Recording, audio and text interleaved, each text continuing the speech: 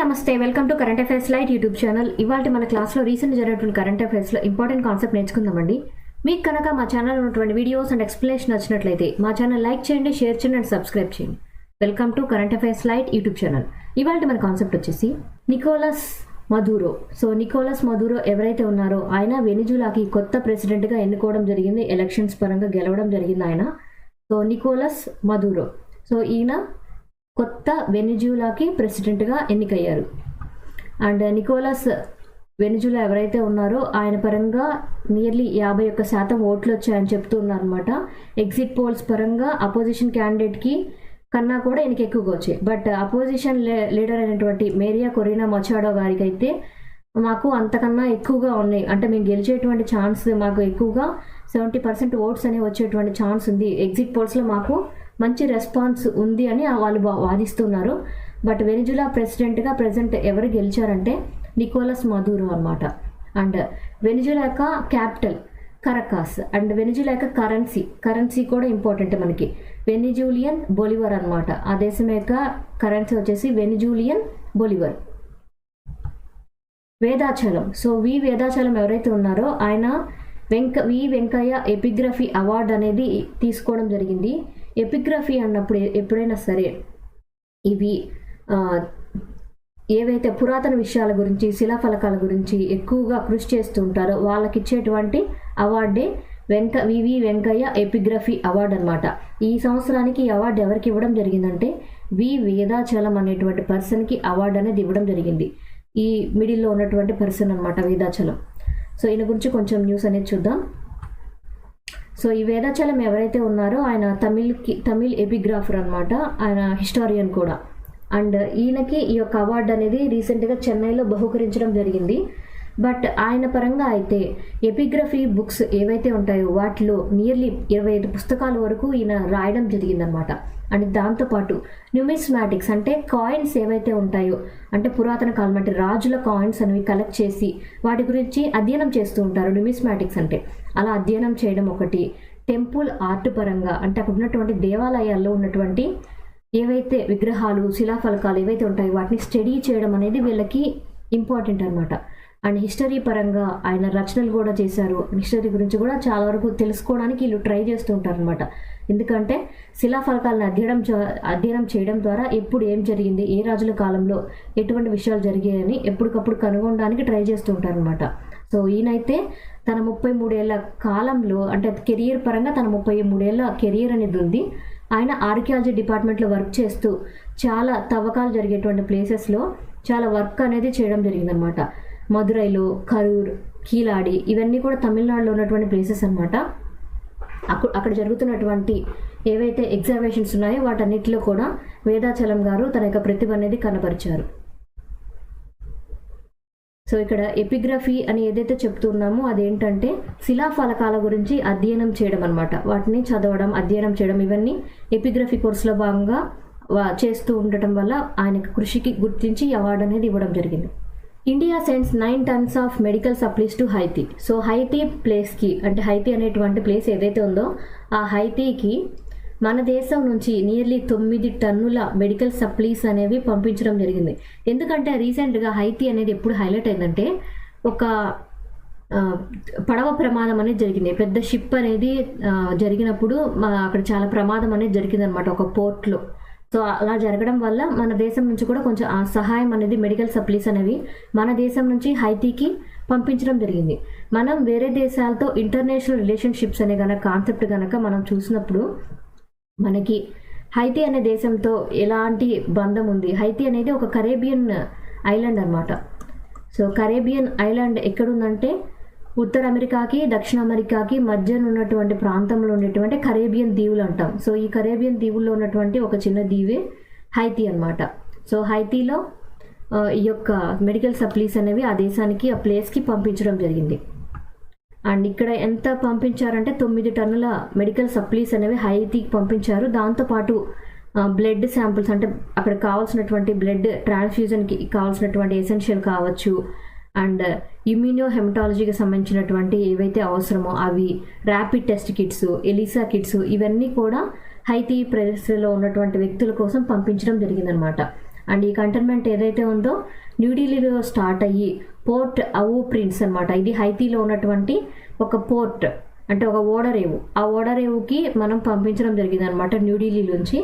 And ఎందుకోసం అంటే అక్కడ జరుగుతున్నటువంటి హెల్త్ పరంగా వచ్చినటువంటి క్రైసిస్ కావచ్చు, అక్కడ జరుగుతున్నటువంటి వైలెన్స్ పరంగా ఇది ఒక సహాయంగా ఉంటుందని, ఒక ఆర్థిక సహాయం లాగే మెడికల్ ఎయిడెడ్ సర్వీస్ కూడా వాళ్ళకి సహాయం అవ్వాలని మన గవర్నమెంట్ పంపించడం జరిగిందనమాట. సో రీసెంట్గా అయితే ఒక ట్రాజిక్ బోట్ ఫైర్ అనేది జరగడం జరిగింది హైతీలో ఉన్నటువంటి ఒక కోస్ట్ తీరంలో. సో అక్కడ కూడా ఇది సహాయంగా ఉపయోగపడుతుందని భావిస్తున్నారు. US national. సో యుఎస్ అంటే మనకు తెలుసు యునైటెడ్ స్టేట్స్ ఆఫ్ అమెరికాకి సంబంధించినటువంటి న్యూస్ అనమాట.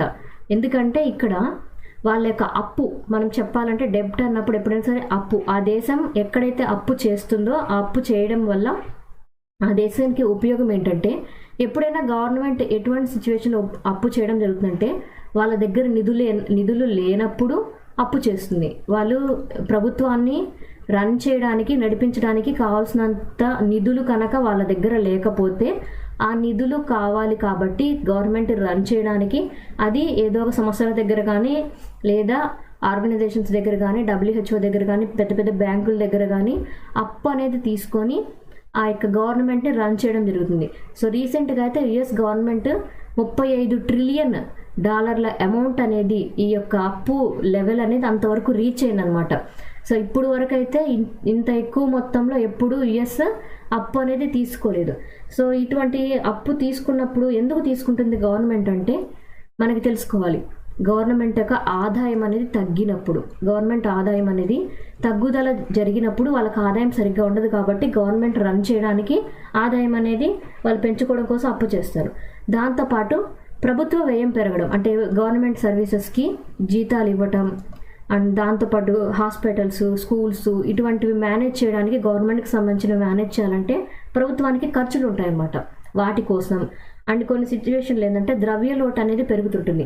ఎవ్రీ టైం మనం ఎప్పుడైనా సరే బడ్జెట్ కేటాయించినప్పుడు మనం చాలా ఎక్కువ ఎస్టిమేషన్స్ తోటి వేసుకోకుండా కొంత వేసినప్పుడు కూడా ఎంతో కొంత లోటు బడ్జెట్ అనేది ఉంటుంది. సో లోటు బడ్జెట్ కనుక ఎక్కువగా ఉంటే అటువంటి సిచ్యువేషన్లో కూడా మనం అప్పు అనేది తీసుకోవాల్సి వస్తుంది అనమాట.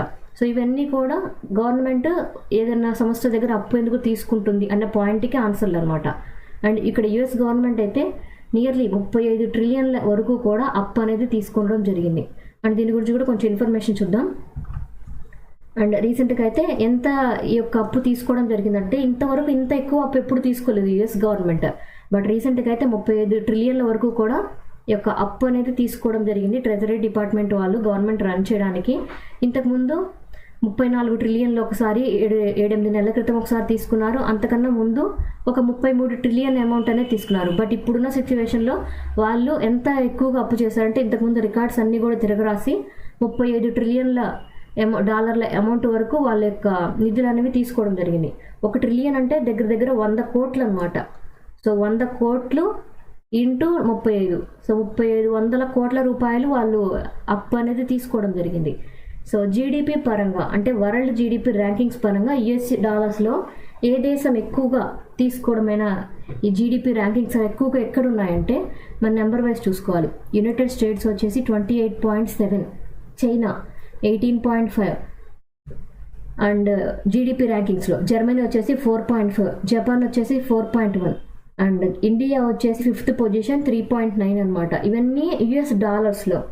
అండ్ మన దేశానికి కూడా అప్పులు ఉంటాయి. సో మన దేశాన్ని రన్ చేసేటప్పుడు కూడా మన దేశానికి కూడా అప్పులు ఉంటాయి అనమాట. సో మన దేశానికి ఉన్నటువంటి మొత్తం అప్పు ఎంత అంటే 171.78 ట్రిలియన్ రూపాయలు. మన అమౌంట్ ఏమో రూపాయలు, యుఎస్కి వచ్చేసి డాలర్స్లో అమౌంట్ అనేది చెప్పడం జరిగింది. మను భాస్కర్ అండ్ సరబ్జోత్ సింగ్ అనమాట, వీళ్ళిద్దరికి రీసెంట్గా బ్రాంజ్ అనేది రావడం జరిగింది మిక్స్డ్ షూటింగ్లో భాగంగా. అండ్ ఈ మను భాస్కర్ ఎవరైతే ఉన్నారో ఆమెకు మంచి ప్రతిభ అనేది కనపరిచి మంచిగా మెడల్స్ కూడా ఆమె సాధించడం జరిగింది. మిక్స్డ్లోనే ఉంది ఆమెకు మెడల్, లేడీస్ పరంగా ఉమెన్స్ కేటగిరీలో కూడా మెడల్స్ అనేవి ఆమె సాధించడం జరిగింది. అండ్ ఈ యొక్క ఒలింపిక్ గేమ్స్ పరంగా ప్రతిరోజు అప్డేట్స్ అనేవి కంప్లీట్గా వస్తూనే ఉన్నాయి. అన్ని కంప్లీట్గా ఒలింపిక్స్కి సంబంధించినటువంటి డేటా అనేది అన్ని కంప్లీట్ అయ్యేటప్పటికి ఒకసారి మొత్తం తీసుకుందాం. అండ్ ఇక్కడ మను బేకర్ అండ్ సరబ్జిత్ సింగ్ వీళ్ళిద్దరికీ బ్రాంజ్ మెడల్ అనేది రావడం జరిగింది. 10 మీటర్స్ ఎయిర్ పిస్టల్ షూటింగ్లో ఈ యొక్క ప్రైజ్ అనేది వాళ్ళు గెలుపొందారనమాట. ప్యారిస్ ఒలింపిక్స్లో జరుగుతున్నటువంటి ఈవెంట్లో. అండ్ మను బెకర్ పరంగా అయితే ఆమె ఫస్ట్ ఇండియన్ అనమాట. అంటే మనకి స్వాతంత్రం వచ్చిన తర్వాత ఒక సింగిల్ ఒలింపిక్స్లోనే 2 మెడల్స్ క్లెయిమ్ చేసినటువంటి ఫస్ట్ పర్సన్. అండ్ ఉమెన్ అయ్యుండి 10 మీటర్ల ఎయిర్ పిస్టల్ బ్రోంజ్ అనేది ఆమె గెలుపొందడం జరిగింది. అండ్ సరబ్జిత్ సింగ్ అయితే ఈయన పొజిషన్ పరంగా ఇంతకు ముందు కన్నా కూడా ఇప్పుడు బెటర్ పర్ఫార్మెన్స్ అనేది ఇచ్చారు. 6th ఇండియన్ అనమాట. ఇప్పుడు వరకు 5గురికి వచ్చాయి. ఈయన 6వసారి ఇండియన్ షూటింగ్లో ఈయన మెడల్ అనేది గెలుపొందడం జరిగింది. సమ్మర్ గేమ్స్లో కూడా ఆయన చాలా మెడల్స్ అనేవి గెలుపొందారు అనమాట. India accounts for about half of the global digital payments. So దీని అర్థం ఏంటంటే ఆర్బీఐ రీసెంట్గా ఒక రిపోర్ట్ అనేది రిలీజ్ చేసింది. దేని గురించి ఈ రిపోర్ట్ అంటే ప్రపంచవ్యాప్తంగా జరుగుతున్నటువంటి డిజిటల్ పేమెంట్స్ ఏవైతే ఉన్నాయో వాటిల్లో ఎక్కువ శాతం ఎవరు చేస్తూ ఉన్నారంటే మన భారతదేశం అనమాట. అంటే ప్రపంచం మొత్తం మీద 100% జరుగుతుంది. అంటే అందులో సగంకి దగ్గరగా, సగం కన్నా ఎక్కువగా మన భారతదేశం నుంచి డిజిటల్ చెల్లింపులు జరుగుతున్నాయి. ఇది అభివృద్ధా కాదా? నాకు ఆన్సర్లు కామెంట్ సెక్షన్లో తెలియజేయండి. అండ్ డిజిటల్ చెల్లింపులు మనకి పెరుగుతూ ఉన్నాయంటే మన దేశం అభివృద్ధిలోకి వెళ్తున్నట్టే. అంటే మనం అందరం కూడా టెక్నాలజీని వాడడానికి మనం ఎక్కువగా అలవాటు పడ్డాం. సో టెక్నాలజీ వాడుతూ ఉన్నప్పుడు మనకి అభివృద్ధి అనేది పెరుగుతూ ఉన్నట్టుగానే మనం భావించాలి. సో కొంతవరకు పేదవాళ్ళకి అది తెలియకపోయినప్పటికీ కూడా డిజిటల్ చెల్లింపులు చేయడం అనేది ఈ మధ్య కాలంలో ఎక్కువగా పెరిగింది. సో అది మన ఆర్థిక పరంగా ఒక మంచి సూచిగా చెప్పుకోవచ్చు. సో రీసెంట్గా అయితే ఇండియా పరంగా గ్లోబల్ మొత్తం మీద అంటే ప్రపంచవ్యాప్తంగా జరుగుతున్నటువంటి ఈ యొక్క ట్రాన్సాక్షన్స్ పరంగా మన దేశం ఎంత పర్సెంటేజ్ ఉందంటే 48.5% అనమాట. పేమెంట్స్ పరంగా డిజిటల్ చెల్లింపుల్ని వాడుకుంటుంది మన భారతదేశం. భారతదేశంలోనే దగ్గర సగం దాకా డిజిటల్ చెల్లింపులు అనేవి జరుగుతున్నాయి. అండ్ గ్లోబల్ రెమిటెన్సెస్ ఏవైతే ఉన్నాయో $US పరంగా మన దేశానికి లాస్ట్ ఇయర్ ఎంత నిధులు అనేవి వచ్చాయంటే 115.3 బిలియన్ల అమౌంట్ అనేది మన భారతదేశానికి వేరే దేశాల నుంచి వచ్చేటువంటి రెమిటెన్స్ అమౌంట్గా రావడం జరిగింది. డిజిటల్ ఎకానమీ పరంగా అయితే మన దేశంలో ఇప్పటికీ ఎక్కువగా వాడుతున్నాము. 10% ఆఫ్ ఇండియా జీడిపి అనేది డిజిటల్ ఎకానమీ నుంచే మనకు వస్తుంది. అంటే మనం చేసేటువంటి డిజిటల్ చెల్లింపులతోటే వస్తుంది. అండ్ ప్రజెంట్ ఇంత 10% ఉంది. బట్ 2026 అంటే రాబోయేటువంటి ఒక 2 సంవత్సరాల కాలంలోనే ఈ డిజిటల్ చెల్లింపులు అనేవి పెరగడంతో జీడిపిలో 20% చెల్లింపులు అనేవి డిజిటల్ చెల్లింపుల ద్వారానే జరగబోతున్నాయి అనమాట.